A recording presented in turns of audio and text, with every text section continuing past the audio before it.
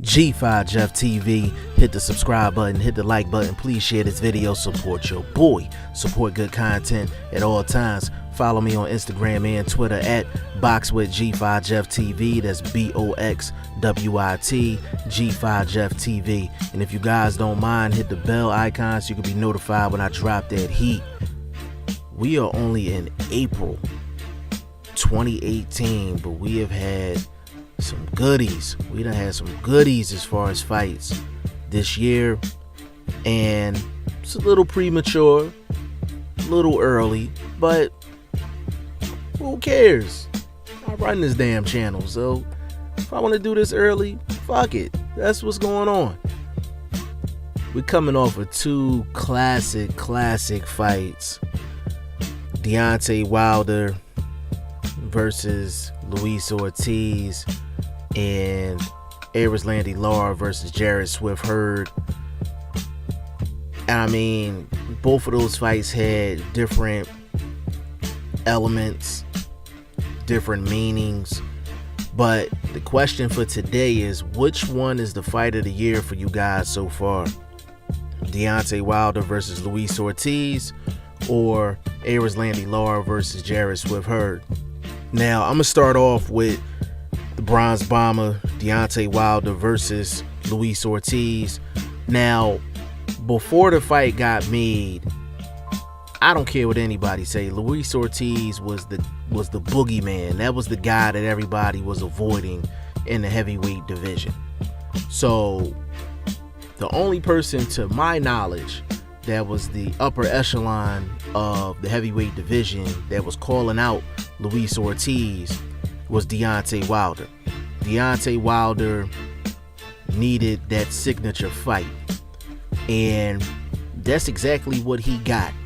And it's funny because fans are so fickle, because once they signed the contract for them to fight, now this was the first time, this was before Luis Ortiz got popped for the Peds.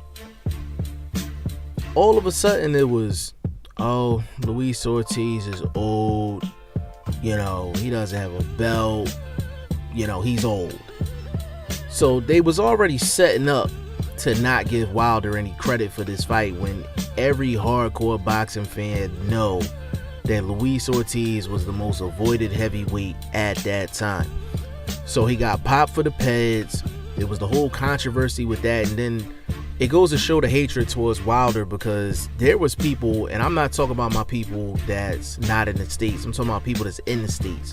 People in the States were blaming Wilder for the first fight not falling through, but Luis Ortiz was the one that got popped for the Peds. So who wants to fight somebody that's on the juice? People was literally mad at Wilder for not fighting Luis Ortiz, and he was on the juice. So I mean, with Wilder, it's a level of hate that's pretty up there, and that's a clear indication of that.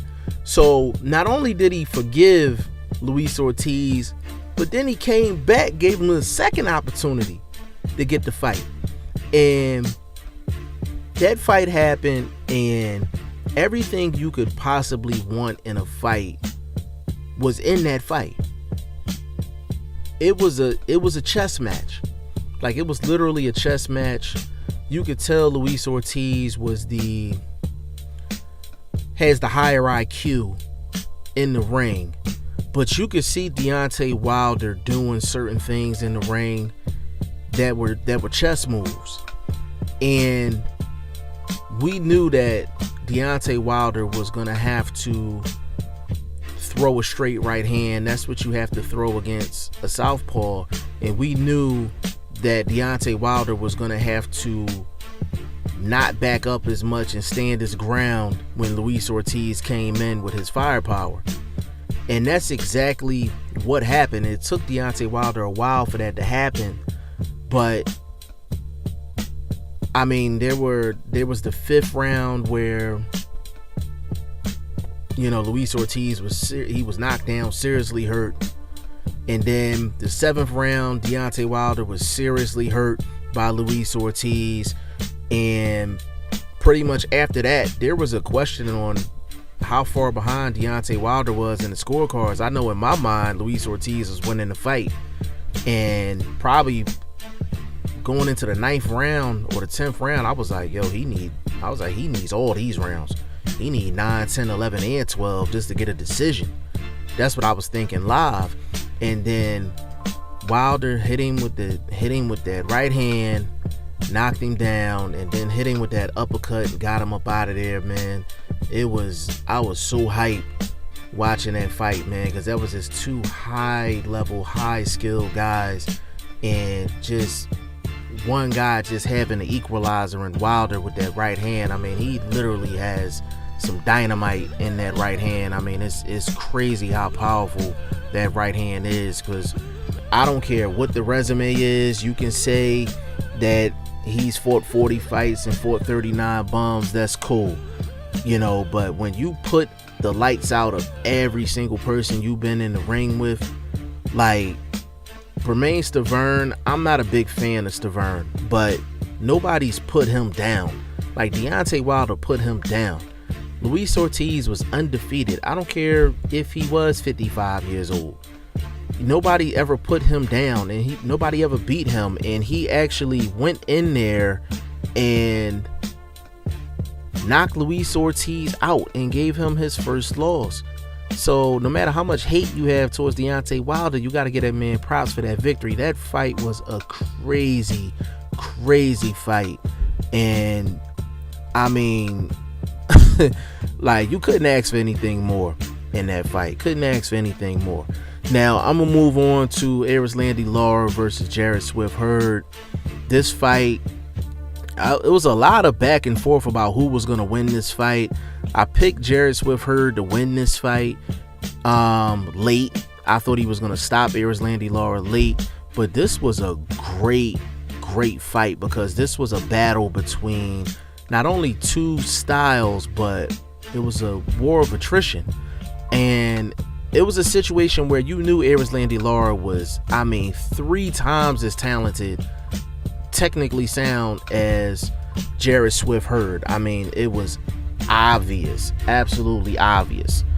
And you know, the thing that's crazy about the fight is that you knew the only way Jarrett Swift Hurd was going to win this fight was wearing Erislandy Lara down, leaning on him, punching everywhere, punching the arms, punching the elbows, punching the chest, then coming to the head with the headshots and physically try to wear down Erislandy Lara. And that's exactly what he did. And in the 12th round, he hit Erislandy Lara with that hook, and oh my goodness, Erislandy Lara, like, he looked 5 years older. Like, when he got knocked down, like when he was looking up, trying to get up, he looked like he was about 40, 45 years old, man. And that was the difference in the fight between Hurd winning and Hurd losing that fight. And during the fight, Erislandy Lara was landing shot after shot after shot. Clean shots. He hit Hurd with an uppercut that was absolutely ridiculous. It was filthy. And Hurd just shook his head and just walked right back into the fire. And I'm like, yo, like, dude, chin is crazy. Like, his chin is hella crazy. But that was another fight that had absolutely everything that you wanted. You had skill, you had awkwardness, you had defense, you had guys cutting off the ring, beautiful body work by both guys. It was absolutely crazy, the amount of skill and the amount of physical ability that was shown in that fight. And I heavily enjoyed that fight, and some people are still arguing who won that fight on the cards. Even with the knockdown, some people still have Erislandy Lara winning that fight, and some people had Jarrett Hurd winning the fight 114, 113, and thought the judges had it right. So I'm gonna leave it up to y'all. What do y'all think? Erislandy Lara, Jarrett Swift Hurd, or Deontay Wilder, and Luis Ortiz. Which one is the fight of the year so far? Y'all let me know what y'all think. G5 Jeff TV, hit the subscribe button, hit the like button. Please share this video. Support your boy. Support good content at all times. I appreciate y'all. Peace.